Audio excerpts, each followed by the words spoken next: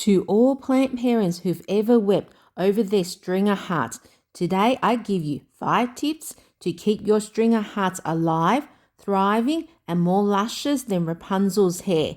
Let's go. Give it light. If you shoved your stringer hearts in your bathroom with no windows, congrats, you created a haunted plant house, not a plant spa. South, east, north, west facing window? It doesn't matter.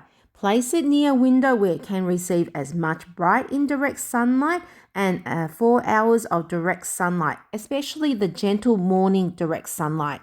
Just don't roast it in direct sunlight all day long, like you're sunbaking on the beach, unless you want burnt crispy leaves. Water me, but don't drown me. Water it like you and your stringer hearts are emotionally in an on and off again relationship. Too much water or watering too often equals soggy feet equals plant murder. Too little water equals slow plant murder. What it needs is this. Water when the stringer heart's leaves isn't plump to the touch. It's starting to wrinkle and foldable like a taco. Water your plant until the soil is moist but not soggy. Pour out that extra water sitting in the pot or tray. Let it hang, but give it a haircut. Let it trail, but unlike Rapunzel's hair, we want split ends. We want those strings on your stringer hearts to actually split. Snip it occasionally, it'll grow back fuller like magic. One chain can split and grow into 2 or 3 chains, eventually making the plant so full and lush. But don't throw away those cuttings.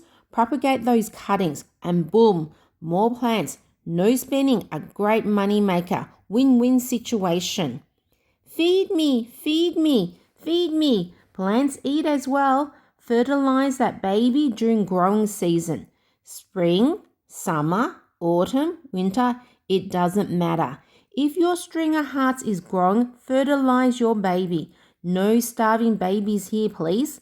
Use a 50% diluted balanced fertilizer once a month.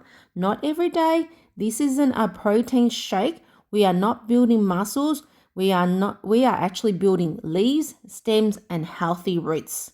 Alopecia heartis, otherwise known as stringer hearts balding syndrome. Has this ever happened to you? It started as a lush plant with lots of full chains covered with big, beautiful leaves. Soon the horror began. First, it was just a couple leaves, then a few leaves, and then all of a sudden, all those beautiful heart-shaped leaves on the top dropped. You're thinking, why? Always me. Why is my stringer hearts balding? Why? There, plant parent. This is the cause by not enough light hitting the top of the plant. So start sunbaking your plant's top.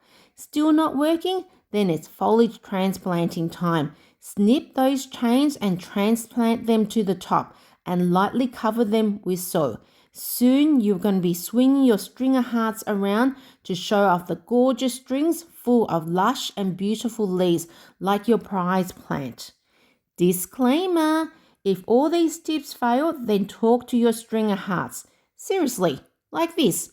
Listen, you lazy Rapunzel wannabe, you better grow or the compost bin isn't far away. Like, subscribe for more plant drama.